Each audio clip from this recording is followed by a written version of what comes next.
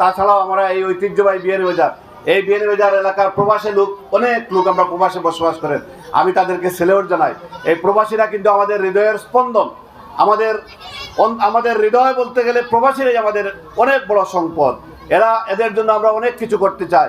আমরা ইতিমধ্যে গোলাপগঞ্জে একটা প্রবাসী কল্যাণ ডেস্ক স্থাপন করেছি থানায়। ইনশাআল্লাহ অল্প কিছুদিনের মধ্যে এখানে অফিসার ইনচার্জ আছেন, ওনাদের পুলিশ সুপার মহোদয়ের সাথে আমার গতকালই কথা হয়েছে।